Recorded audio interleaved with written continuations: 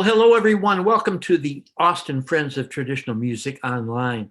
My name is Gary Mortensen, and in just a few moments, we're going to be interviewing a very interesting member of the Austin traditional music scene. I'll give you a little hint. He plays an instrument that has an odd number of strings. That's all I'm going to tell you. If you don't know about the AFTM, we've been around since 1974, promoting all kinds of traditional music here in the Austin, Texas area. And like every other musical activity, the last year has been very tough for us. We really haven't had any of the concerts or festivals or events that we normally promote. But we do have a website, aftm.us. And if you go to that website, you'll find links to all the interviews that we've done, probably almost 10 of them by now. And also a link to the newest issue of the Real Times newsletter, which is a totally pictorial issue. So you can check out images of all our festivals and concerts and things we've been doing over the last few years. Pretty fun viewing, I think. But today, we're going to talk to, as I said, a member of the Austin traditional music scene. And I gave you that clue that it's an odd number of strings. So I know you're expecting a balalaika player, but no, it is not a balalaika player. It is a banjo player, and that is Mr. Jerry Hagins. Jerry, how are you doing? Doing great, Gary. You know, like so many other fine musicians around town, I don't think I've seen you for a year or so in person. So it's good to see you and good to talk to you and catch up with what you've been doing. Now, I don't know how long you've been in Austin or in Texas. Are you a Texas native? Well, I was born in Texas, and I lived in Austin since 1993. So pretty much a native. I did live up north for a while. I went up to Philadelphia to go to college, and I stayed up there for about 15 years.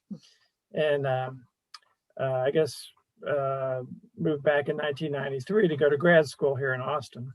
I see. Well, as you were growing up, was there a lot of music in the house, either being performed or records played or stuff like that?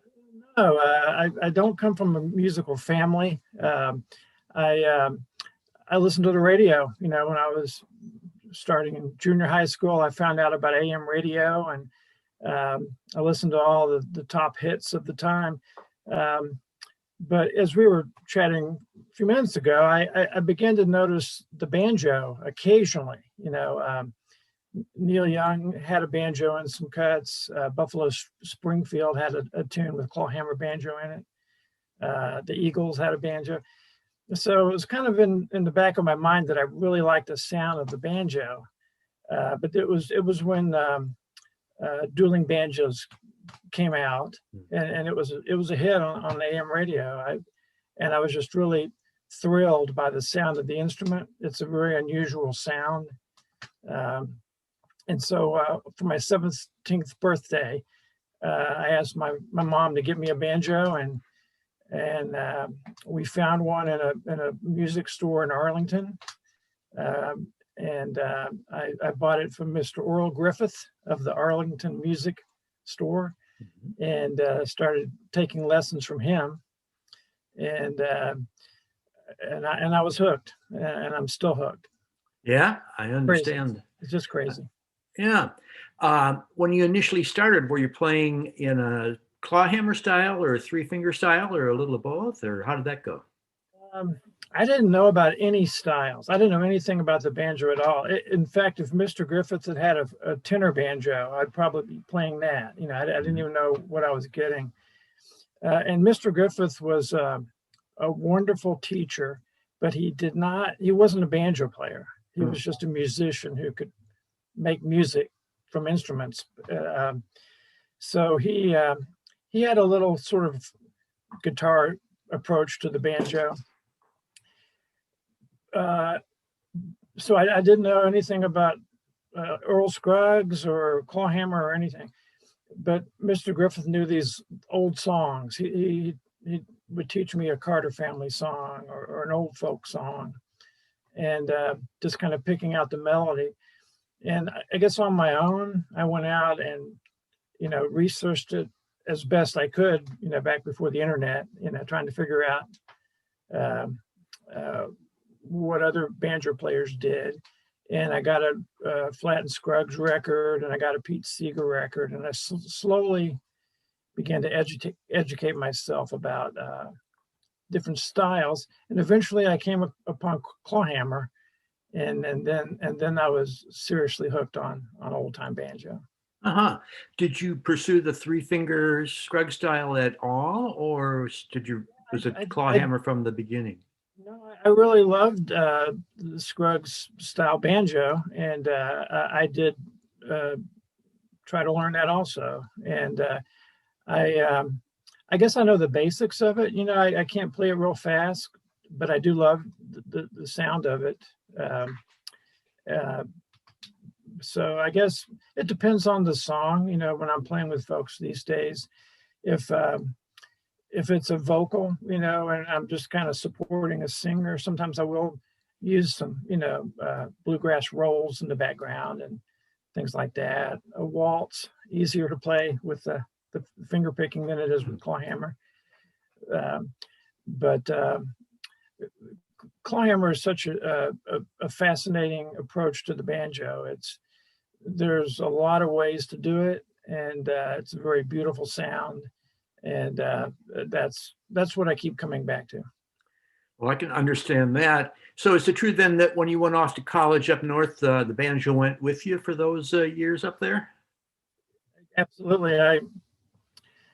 I went to a small college called Haverford College, and I had never seen it. I applied and I got accepted, and so I got on the airplane with a suitcase, a typewriter, and a banjo, and uh, I that was the first time I met other people who played an instrument. I met, guys and gals that were really into Doc Watson and John Fahey and things like that. And so you got to learn about getting in tune, with somebody else, learning how to play in time a little bit. And so I guess I didn't really find old time players in my college class, but I did make a real good friend who was a guitar player, Peter Carmen, and we worked up a lot of old folk songs, and we didn't really gig much at all, but we played a lot, and I guess that's when I really learned how to play with other people. Yeah. Was your college near a city? I don't know where Haverford College is located. Right outside of Philadelphia. Ah, okay. Yeah. So was there much of a folk scene there at that time? It was almost like Mecca. It was amazing. They had a great college radio station, WXPN, and they had folk music on every day, every morning for 3 hours. I could hear Tommy Jarrell, Jimmy Martin, Carter Family on the radio all the time. They had music stores with old banjos. I'd never, in Arlington, I found one banjo, and it was an imported, Japanese banjo. And in Philadelphia, there was record stores with hundreds of traditional music records. I couldn't find anything in the Dallas-Fort Worth area. And there was a folk music club called the Main Point in Bryn Mawr. I could walk to it, and it was a famous small folk club where I got to see Doc and Merle Watson, Sonny Terry and Matt Brownie McGee, J.D. Crowe in the New South, and all this was in walking distance from where I was going to college, and I was. I was happy to be in college and learning, but I was just really amazed at all the music that I suddenly had access to. Yeah, well, it sounds like you picked the right school for all your developmental needs. The Philadelphia Folk Festival is a real big deal. Did you ever get to attend that? I did. I didn't go to the big summer one. I went to the spring one that they had. That one had a little more old time and bluegrass music. The Haverford is associated with another college called Bryn Mawr College, And right, Bryn Mawr was the little town right next to Haverford. And in Bryn Mawr, they had, besides the Main Point, and they also had a great record store, they had a kind of a bar, a tavern called Bryn Mawr Beef and Ale. And they had bluegrass bands, and a lot of really good bluegrass bands played there, including Ted Lundy and Bob Paisley and the Southern Mountain Boys. Wow. Which in the bluegrass world, that's as good as it gets. And they were just a local band driving up from, I think, Delaware, playing this little tavern in Bryn Mawr. So I was really lucky to have so many ways to experience traditional music on the radio, or getting records, or even hearing it live. Yeah, it sounds like a really great place to spend your, developing years as a banjo player. But you did finally decide to come back to Texas at some point, correct? Yeah, I wanted to go back to school, and I got a master's in communications at UT in 1993. It was interesting. In the fall of 1993, there was also an article in the Old Time Herald about the Austin old time music scene. So I didn't know anybody in town, but I read this article. I think Alice Gerard wrote it. And Alice is a friend of Sharon Sandemersky, so she was down visiting Sharon and wrote this article. So I got to read about AFTM, the first time I heard of the organization. I read about the weekly contra dance at Hancock Recreation Center.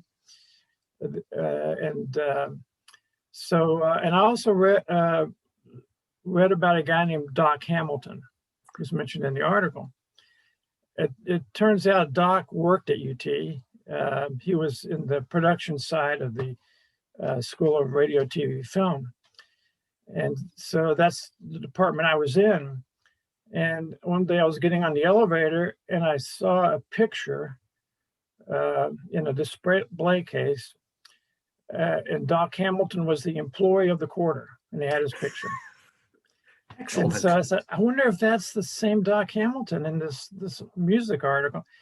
And there was a party for grad students, and Doc was there. And I walked up to him. I said, "Do you happen to be the same Doc Hamilton that was in the Old Time Herald, this month?" And he looked pretty surprised that anybody would, call him out on that. But he said, "Yeah, that was him." And I said, "Well, I play banjo, and I'd like to meet more musicians." And he said, "Well, you need to come to a party this weekend. It's at Elizabeth Bradshaw's house. That was her name at the time." And so that weekend, after meeting Doc, I went to a party and I met Elizabeth, her husband Reagan. I met Tim and Angie, Dan and Christy. I mean, so many people that who were part of the AFTM, music scene at the time. But right away, I met everybody at once, and I started to play again. It was really wonderful. What a great connection to make. And anybody who knows Doc Hamilton knows what a treasure he is musically and personally. I wonder if I could ever get him to consent to an interview. I've been reading the Tony Rice biography, and Doc is mentioned in there. Doc had contact with Tony Rice early in Tony's career. So Doc's been around, but maybe I can hook up with Doc. That would be fun. Anyway, that was a great introduction to the Austin scene via Doc Hamilton. Couldn't have found a better contact to introduce me to people. Uh-huh. How long was it before you were playing any gigs in the Austin area? Well, quite a while, actually. I really enjoyed going to Hancock and just learning tunes, and I enjoyed occasional music parties. I know Elizabeth used to organize these musical events at Pioneer Farms at Christmas time, and they had a little hayride, and there would be a little sort of informal square dance in the barn. So Elizabeth would organize little trios, really, fiddle, banjo, and guitar. And so it was just, they weren't really bands, but she would put a little group together. And that way I started playing with a few other people that I hadn't met yet, like Ralph White, Wolf, Fiddlin' Wolf, Michael Carticello, Jackie Woolley, probably, of course, Elizabeth and Reagan and Tim and Angie. So that only came once a year, those Christmas gigs, but I didn't really play out for a good while. Mm-hmm. And I've known you as an instructor, I think, as long as I have known you. Do you remember when you started giving lessons? I've always loved to share, how to play the banjo with anybody that asked. I kind of kicked into high gear when Fiddler's Green opened their music store. I think that was 2006 or 7. And so I started teaching out of that store pretty much every Saturday. And I did that for years. But I used to teach at my house, and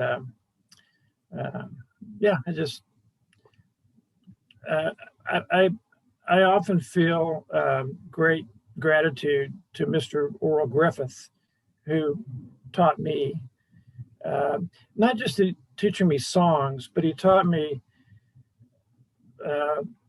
how magical it is to make music, and he kind of opened the door for me. And he was he wasn't a flashy player. He was a very modest older man, but I'm just so indebted to his teaching me that I want to teach other people. And it was roughly age 17 was your absolute first exposure to music. You didn't play as a kid in the school band or anything like that. I did start playing out and playing in bands later on, and I'd be happy to talk about that a little bit. But I want to mention a thing about Mr. Griffith. I play with a musician here in town, Tim Kerr, and we have a duo. And we had a pretty big gig that came up with this friend of mine, Ken Waldman, who's a fiddler and storyteller and poet. We were going to play the Long Center, which is pretty big gig, pretty big audience and all that stuff. And we were, I was really excited to do it. It was but as it got closer, I started to get nervous about it. And a lot of times when you play old time music in town for a gig, you're playing to like 4 or 5 people. It's hard to get very nervous when there's only less people in the audience than in the band.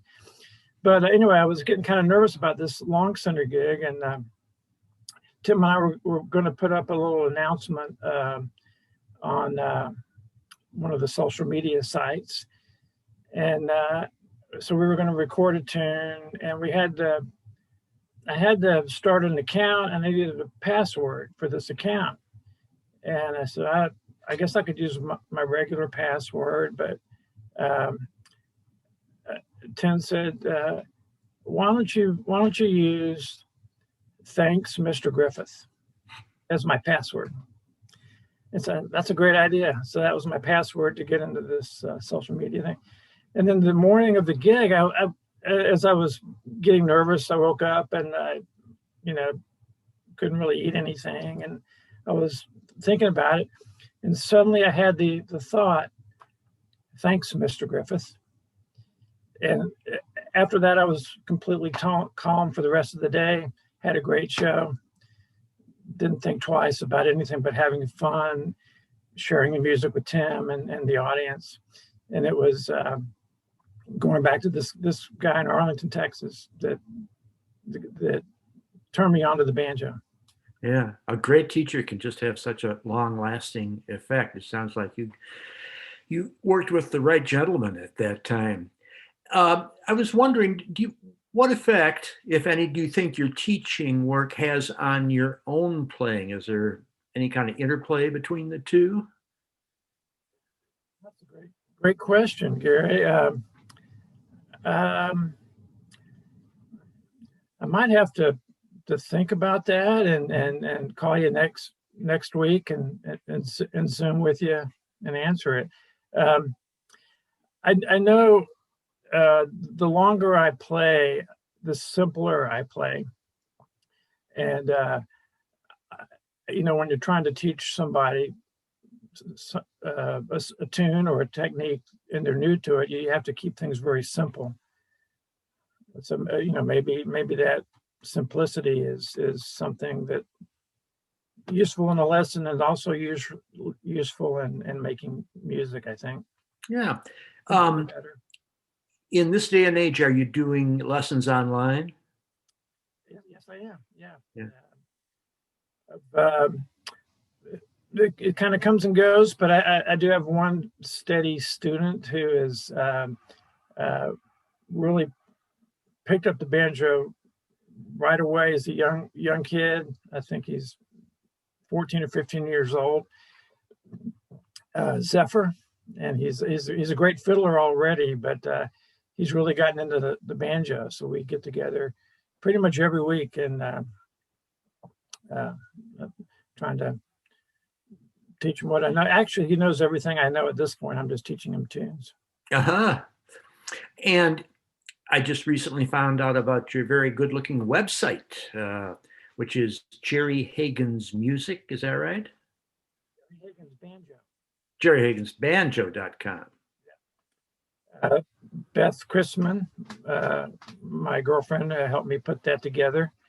And I just wanted to, something to kind of put out there. I give lessons, I do banjo setups. One reason I wanted to have a website also is I've put up a lot of video clips. They're mainly from old film of the old timers, banjo players. And there's a lot of great banjo players in the world now. And if you get on YouTube, it's just amazing what you can find and learn from. But I wanted to get the older musicians who've passed away when before there was, people had video cameras in their phone. So sometimes there's very little of this footage available, but there's a list on my website and video clips of, Tommy Jarrell and got, a little bit of a lot of, I'm trying to think, Fred Cockrum, there's one of him, and a little bit of Kyle Creed. And anyway, that was one of the things I wanted to put on the web. Yeah. And again, it's JerryHaginsBanjo.com. I got that right now. Well, I'm looking forward to the next time I get to hear you play in person. Jerry, is there any way we could get you to pick a tune for us here before we go? I think we could, yeah. Let's see here. There's got to be a banjo somewhere around there. I put one aside recently. You'll find one. I know he's got one there somewhere. Yep. Didn't take him long at all. Little Sally Ann.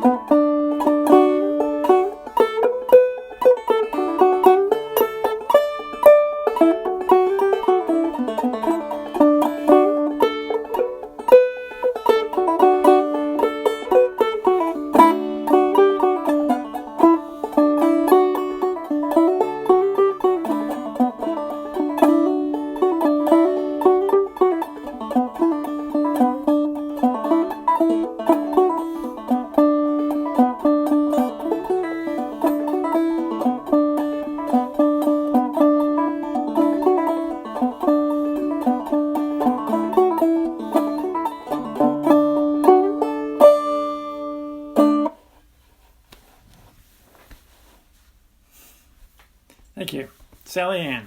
Oh, that was gorgeous, Jerry. How can anyone not like the sound of the banjo? It's just such a gorgeous thing to listen to. I sure appreciate your picking that one for us. Sally Ann. The banjo is, you said it has an odd number of strings, and the really unusual innovation about it is the short drone string, and that's an African innovation. Um, we have the banjo thanks to the Africans who didn't want to come here, but they brought with them their culture, and I don't think they brought anything with them, but they knew how to make instruments, and having a lot of cultures around the world have instruments with an animal hide stretched over some kind of body, but the having the short drone string really opens up a lot of harmony, syncopation, just a lot of possibilities that other string instruments don't have. So I keep learning new things about it all the time. Well, it sounds great, Jerry. And for any of you viewers like to learn how to play one of these yourselves, get in touch with Jerry at jerryhaginsbanjo.com. And to find out more about the Austin Friends of Traditional Music, aftm.us. Well, my name's Gary Mortensen. We've been had a lot of fun here talking to Jerry Hagins today. Thanks so much to all of you who have listened. And Jerry, thanks so much to you for finding time to talk to us. It was a pleasure. Thanks a lot, Gary. Okay.